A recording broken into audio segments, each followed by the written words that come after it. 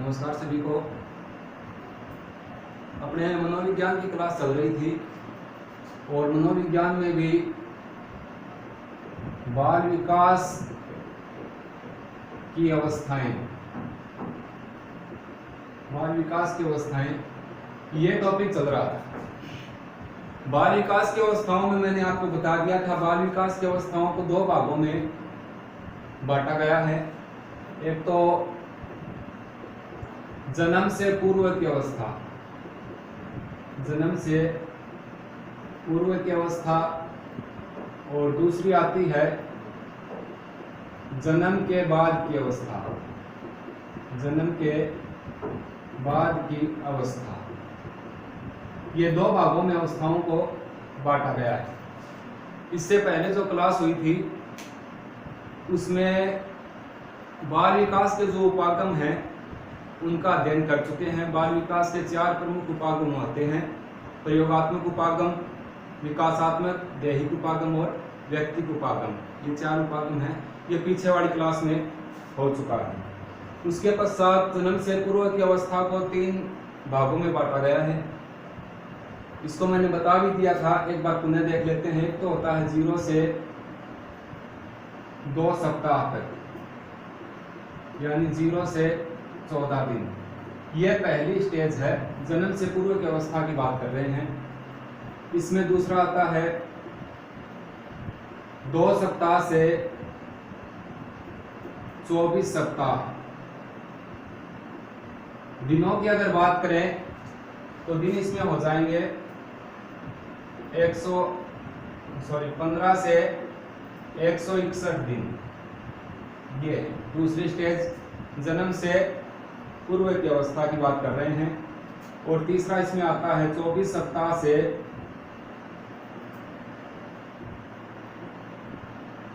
जन्म तक। इसको अगर यहां देखें तो ये हो जाएगा 161 दिन से जन्म तक। ये तो है मित्रों जन्म से पहले की, जो जन्म से पूर्व की अवस्था है, इसको 3 भागों में डिवाइड किया गया है। 0 से 2 सप्ताह यानी 14 दिन, 2 सप्ताह से 24 सप्ताह, 15 से 161 दिन, और 24 सप्ताह से जन्म तक यानी 161 दिन से जन्म तक। ये पीछे की क्लास जो हुई उसमें अपने पढ़ चुके हैं। बाल विकास की अवस्थाओं में जन्म से पूर्व की अवस्था को पढ़ चुके हैं। आज पढ़ेंगे जन्म के बाद की अवस्था जो है इसके बारे में। अब बात करते हैं जन्म के बाद की जो अवस्थाएं हैं उसमें प्रमुख 3 अवस्थाएं होती हैं: शैशवावस्था, बाल्यावस्था और किशोरावस्था। तीनों अवस्थाओं में से एग्जाम में लगभग 2 या 3% 100% आते हैं, पक्का आते हैं। लगभग या तो इनके उपनाम पूछ लिए जाते हैं, या इनकी आयु के बारे में, या इनकी विशेषताएं कौन सी है, या कोई एक शिक्षण विधि इनसे संबंधित हो उसके बारे में पूछ लिया जाता है। तो आज अपने पढ़ेंगे शैशवावस्था के बारे में। शैशवावस्था या इन्फेंसी, शैशवावस्था के बारे में पढ़ेंगे। इन्फेंसी कब से कब तक होती है? ये होती है 0 से 5 या 6 वर्ष। कई बार ऑप्शन में 5 भी आ जाता है, 6 भी आ जाता है, दोनों नहीं आएंगे एक साथ पूछेंगे तो। आमतौर पर 0 से 6 वर्ष तक भी मानते हैं, कई दफा एग्जाम में 5 वर्ष तक भी आ जाता है, तो ये याद रखना अपने को। इन्फेंसी 0 से 5 या 6 वर्ष तक। अब शैशवावस्था जो होती है इसके कुछ उपनाम होते हैं। इन्फेंसी जो है इसको कुछ उपनामों से जाना जाता है। इसके क्या क्या उपनाम होते हैं, मुख्य उपनामों की बात कर लेते हैं। देखो, शैशवावस्था जो है इसको ही जीवन का महत्वपूर्ण काल कहा जाता है। जीवन का महत्वपूर्ण काल कहा जाता है। शैशवावस्था जो है इसे जीवन का आदर्श काल भी कहा जाता है। जीवन का आदर्श काल भी शैशवावस्था है। इसके पश्चात आता है शैशवावस्था जो है जीवन का महत्वपूर्ण काल, जीवन का आदर्श काल, भावी जीवन का आधार, भावी जीवन का आधार भी इसी को ही कहा जाता है। संस्कार निर्माण की आयु, संस्कार निर्माण की आयु, यह भी शेषवावस्था को ही कहा जाता है। क्यों कहते हैं ये भी बताएंगे बाद में। उसके बाद आता है क्षणिक संवेगों की अवस्था। क्षणिक संवेगों की अवस्था, यह भी शेषवावस्था का ही उपनाम होता है। इसके पश्चात एक आता है खिलौनों की आयु। खिलौनों की आयु शेषवावस्था को कहा जाता है। जीवन का सीखने का सवर्ण काल, सीखने का सवर्ण काल भी कहा जाता है। इसी को बोलते हैं अतार्किक आयु। अतार्किक आयु भी इसी को ही कहा जाता है। तो ये कुछ वो हैं ऐसे नाम जो शेषवावस्था के उपनामों के रूप में जाने जाते हैं। जीवन का महत्वपूर्ण काल, अब इसको देखकर ऐसा लगता है जैसे एग्जाम में आ गया कि निम्न में जीवन का महत्वपूर्ण काल कौन सी अवस्था है, तो ऑप्शन ए आएगा किशोरावस्था, बाल्यावस्था, शेषवावस्था या परिपक्वावस्था। इसको देखकर ऐसा लगता है जैसे कि किशोरावस्था के बारे में कहा गया है। आमतौर पे जब कन्फर्म पढ़ा हुआ नहीं होता है तो इसका आंसर जीवन का महत्वपूर्ण काल है किशोरावस्था को करके आ जाते हैं। देखो, जीवन का महत्वपूर्ण काल किशोरावस्था नहीं होता है, शेषवावस्था होता है, याद रखना। क्यों? क्योंकि किशोरावस्था जो है उसको बोलते हैं जीवन का बसंत काल, तूफान व संघर्ष का काल भी कहा जाता है। और एज ऑफ ब्यूटी भी उसी को बोला जाता है, जीवन का बसंत काल भी उसी को ही कहा जाता है।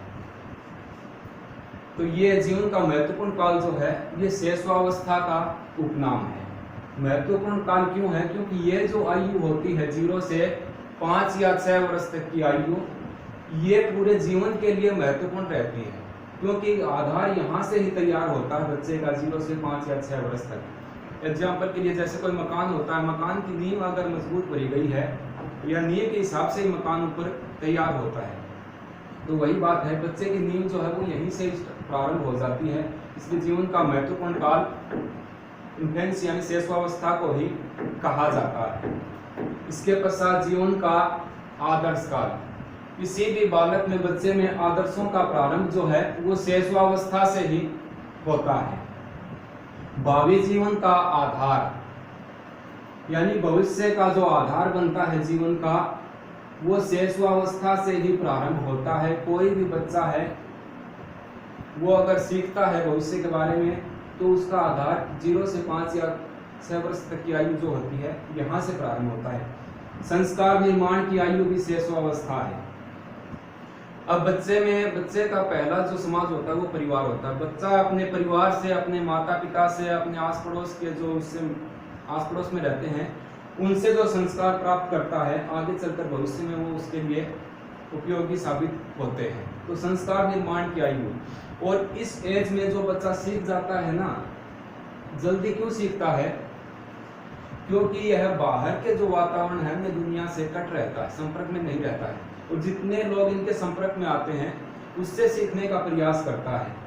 तो ये 5-6 वर्ष की आयु में, इसके संदर्भ में करो एंड करो की परिभाषा भी है और जॉन लॉक की परिभाषा भी है, दोनों की मिलती जुलती परिभाषा है। इसमें करो एंड करो की परिभाषा है कि बालक का मस्तिष्क कोरे कागज के समान होता है और उम्र व अनुभव के साथ उस पर सब कुछ लिख दिया जाता है।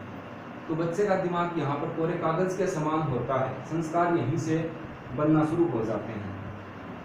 क्षणिक संवेगों की अवस्था होती है शेषवावस्था, क्षणिक संवेगों की अवस्था।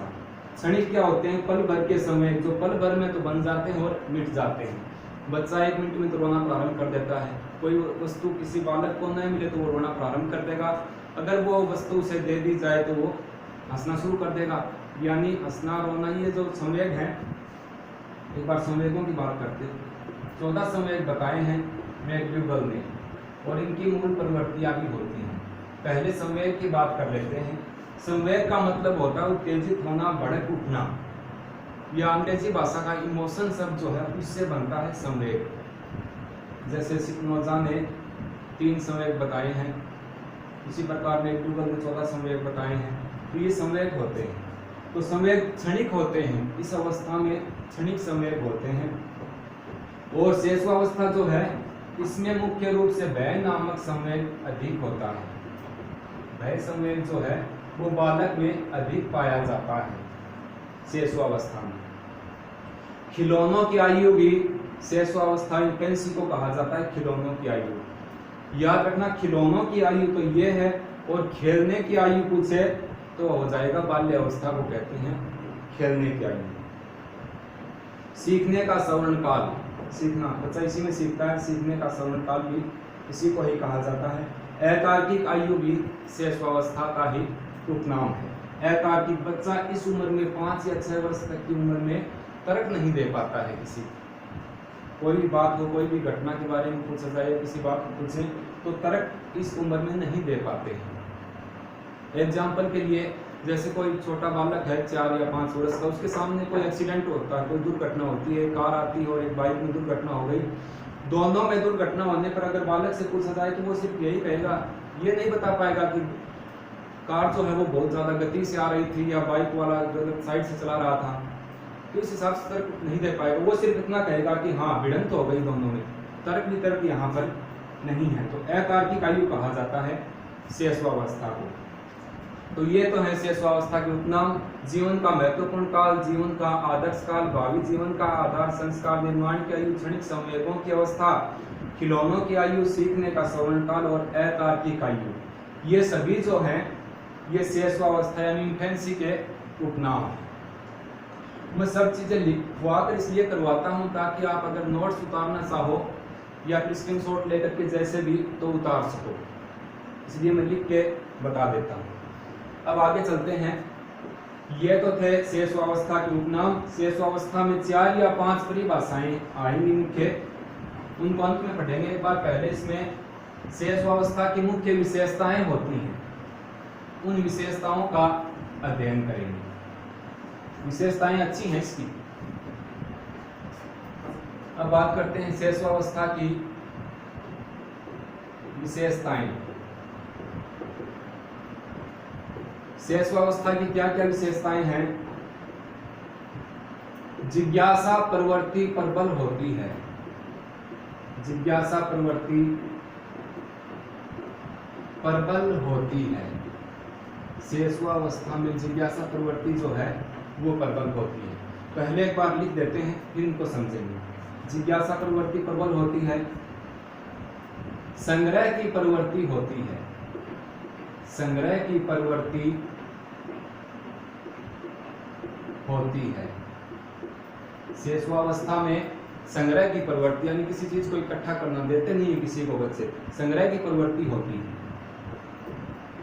न सामाजिक होता है और न ही असामाजिक।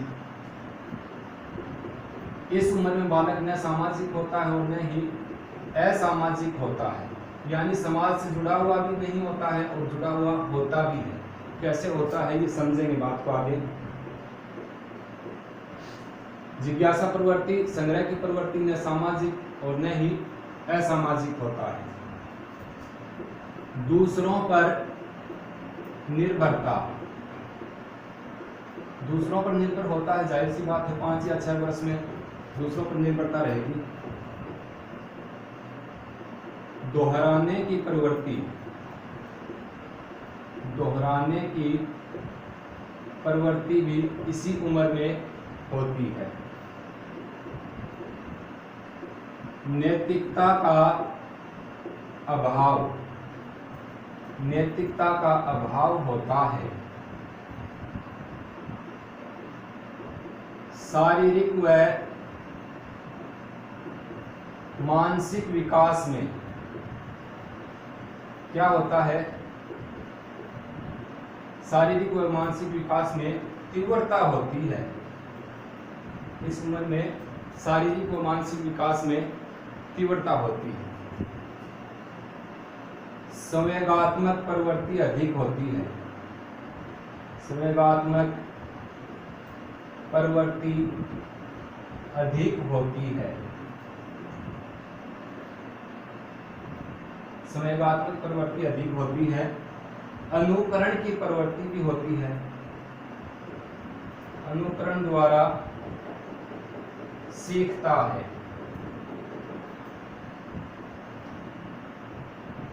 ये मुख्य बातें हैं। देखो, शैशवावस्था यानी इन्फेंसी 0 से 5 या 6 वर्ष तक होती है। और शैशवावस्था की विशेषताओं की अगर बात की जाए तो विशेषताएं होती हैं, जिज्ञासा प्रवृत्ति प्रबल होती है।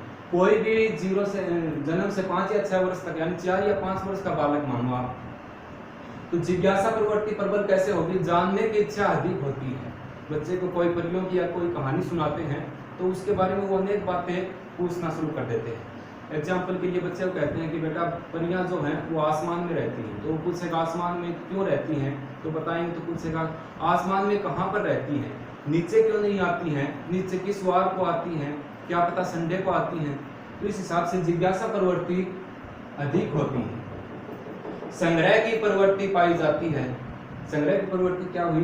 किसी भी बालक की कोई भी वस्तु या कोई चीज है वो किसी को देता नहीं है, अपने पास इकट्ठा करता है। जैसे कोई पेन है, पेंसिल है, उसको इकट्ठा कर लिया। आमतौर पे आपने देखा भी होगा, जो LKG UKG के बच्चे जो स्कूल जाना प्रारंभ करते हैं वो अपने बैग में छोटे मोटे पेन, टूटे हुए पेन, पेंसिल, चौक वगैरह स्कूल से लेकर के वो अपने बैग में संग्रह कर लेते हैं, उनका इकट्ठा करके घर ले आते हैं।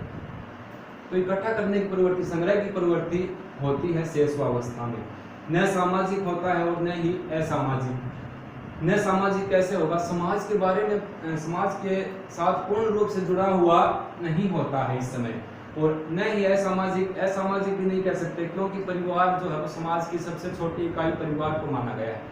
और छोटा बालक जो परिवार के साथ रहेगा तो न तो सामाजिक और न ही असामाजिक, तो उसको असामाजिक भी नहीं कह सकते, परिवार के साथ रहता है। इसलिए दूसरों पर निर्भरता, इसमें बच्चा हर कार्य के लिए 5 या 6 वर्ष का बालक दूसरों पर निर्भर रहेगा। दोहराने की प्रवृत्ति होती है। बालक को एक बार अपन कोई बात कह देते हैं तो वो बात 1 या 2 बार मना कर दिया कि बेटा ऐसा नहीं कहते हैं, तो वो उसको बार बार दोहराएगा या किसी की नकल करेगा, तो दोहराने की प्रवृत्ति होती है। देखो, नकलची प्रवृत्ति वो आएगा बाल्यावस्था में, ये दोहराने की प्रवृत्ति है। नैतिकता का अभाव होता है इस उम्र में।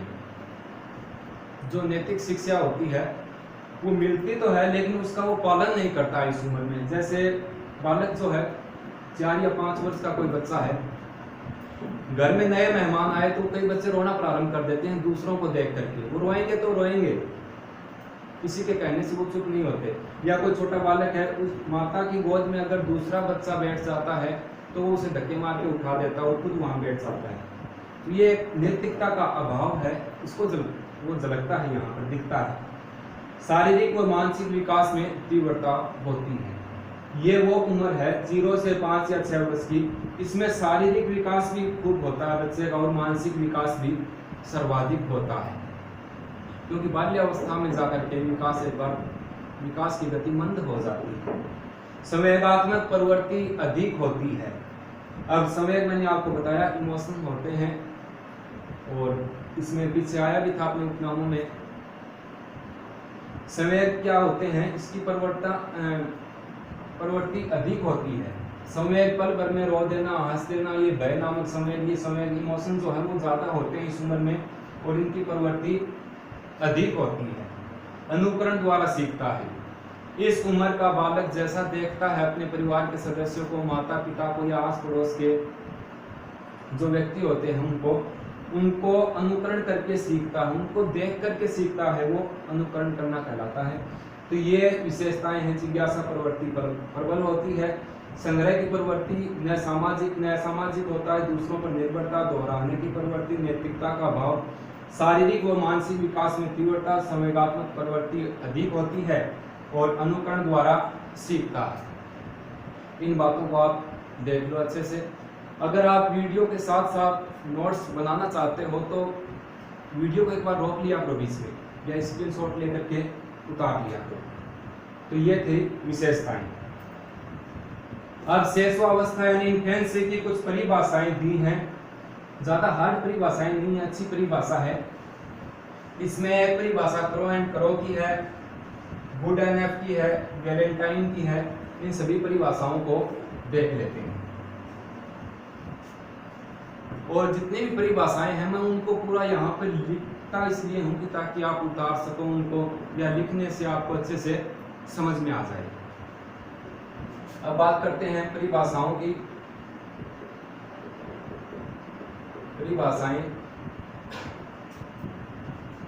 परिभाषाओं के अंतर्गत पहली परिभाषा क्रो एंड क्रो की है। क्रो एंड क्रो की क्या परिभाषा है कि 20वीं शताब्दी बालक की शताब्दी होगी। 20वीं शताब्दी बालक की शताब्दी होगी। यह परिभाषा क्रो एंड क्रो ने दी थी। यह परिभाषा क्यों दी थी इन्होंने? क्योंकि 20वीं शताब्दी जो है इसमें बाल विकास पर यानी शैशवावस्था पर, मुख्य रूप से शैशवावस्था पर सर्वाधिक अनुसंधान हुए थे 20वीं शताब्दी के। तो 20वीं शताब्दी में बालक, क्रो एंड क्रो ने कहा कि 20वीं शताब्दी बालक की शताब्दी होगी। ये बात कही थी।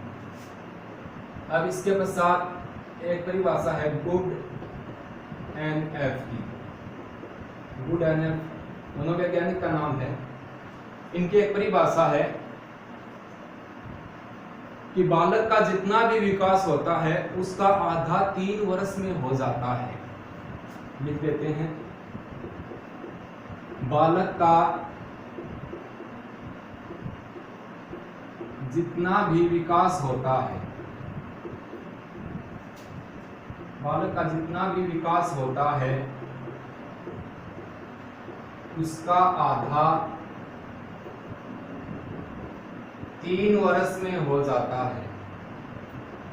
उसका आधा 3 वर्ष में हो जाता है। यह परिभाषा दी थी गुड एंड एफ ने। अच्छी परिभाषा ना? देखो चलो पहले पूरी करवा देते हैं, फिर थोड़ी ट्रिक बनेगी तो वो बाद में मैं बताऊंगा आपको। इसके पश्चात आपके जाने माने जेपी वाटसन, जिन्होंने मनोविज्ञान को व्यवहार का विज्ञान कहा था कि मनोविज्ञान जो है वो व्यवहार का शुद्ध विज्ञान है, ये बताने वाले जेपी वाटसन थे। इनकी परिभाषाई थी, इन्होंने कहा था जहां तक मुझे पता है, मैं लिख देता हूँ, जहां तक मुझे पता है कि बालक का जितना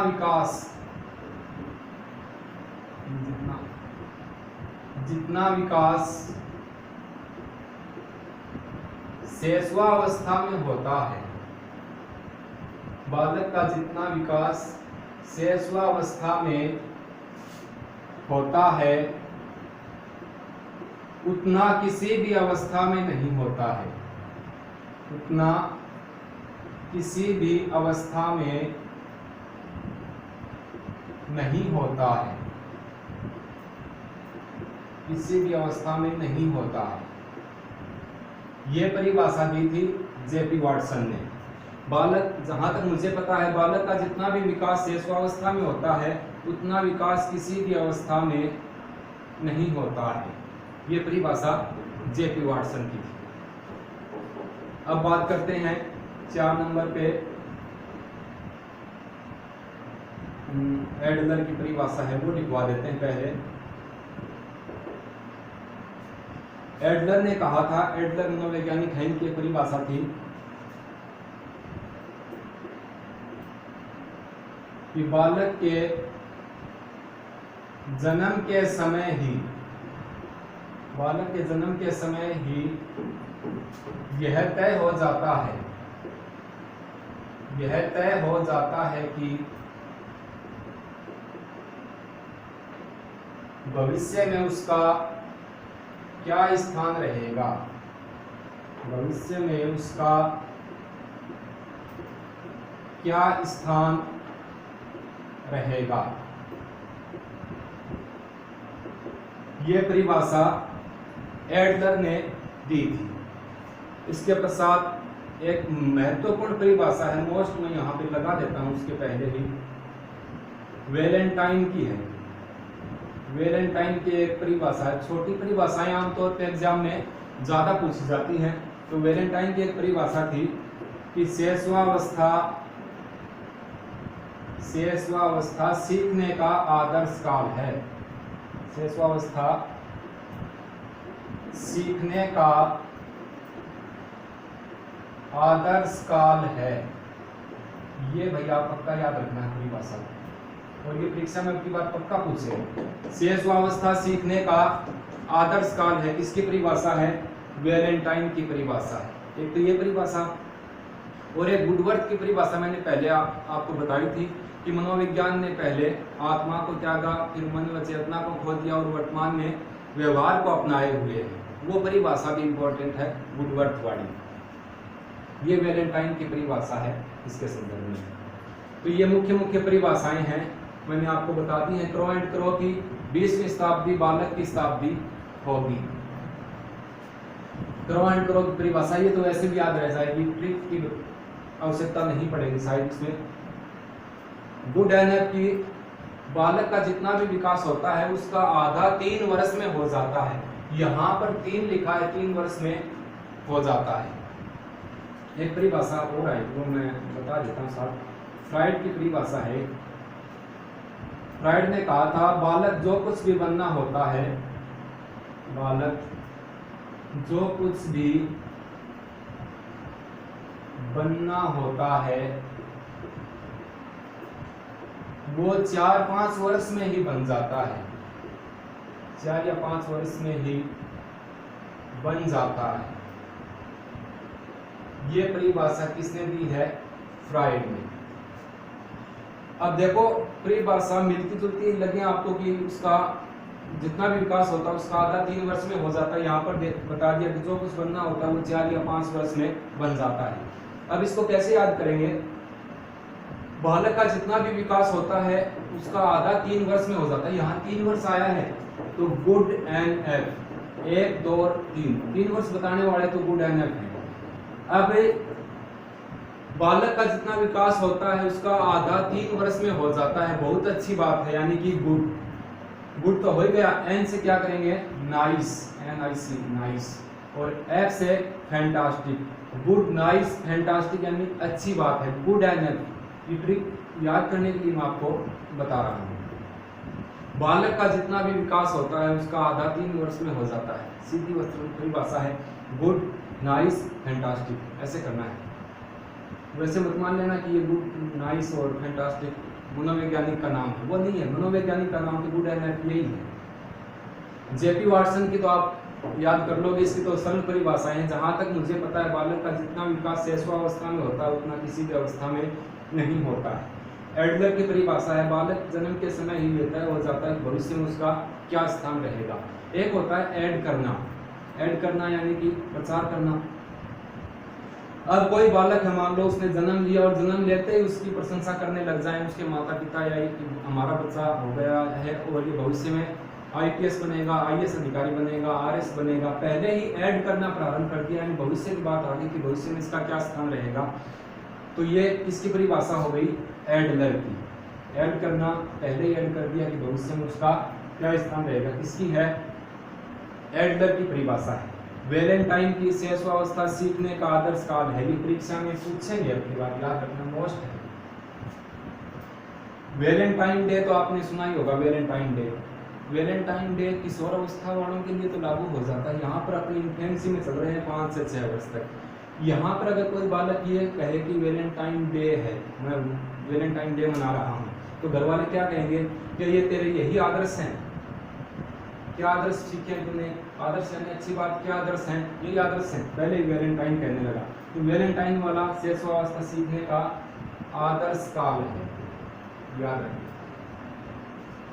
फ्राइड बालक जो कुछ भी बनना होता है 4 या 5 वर्ष में बन जाता है।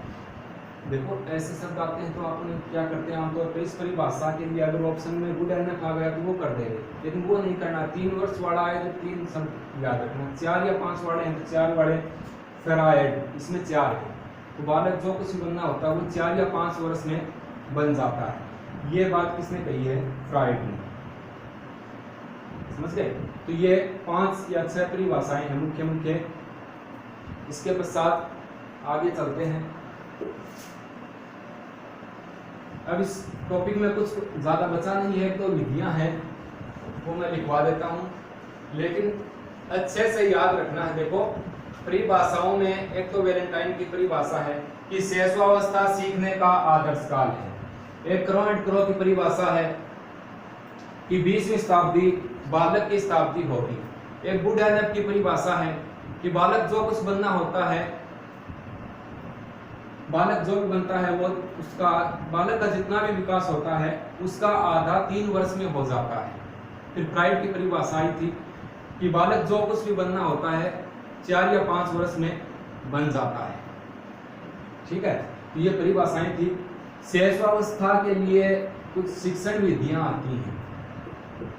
शिक्षण विधि, इसमें एक विधि है किंडरगार्टन विधि, ये काम में ली जाती है। और एक केलवे मॉन्टेसरी विधि, ये दोनों विधियां जो हैं वो शैशवावस्था के बालकों के लिए उपयोगी होती हैं। किंडरगार्टन विधि, केलवे मॉन्टेसरी विधि, ये दोनों विधियां काम में ली जाती हैं। तो ये था आज का अपना टॉपिक, शैशवावस्था यानी इन्फेंसी 0 से 5 या 6 वर्ष तक होती है। अब कल का वीडियो जो रहेगा वो रहेगा बाल्य अवस्था पर। तो आज के वीडियो में बस इतना ही। आप वीडियो को तब तक देखिए, कल कराएंगे बाल्य अवस्था।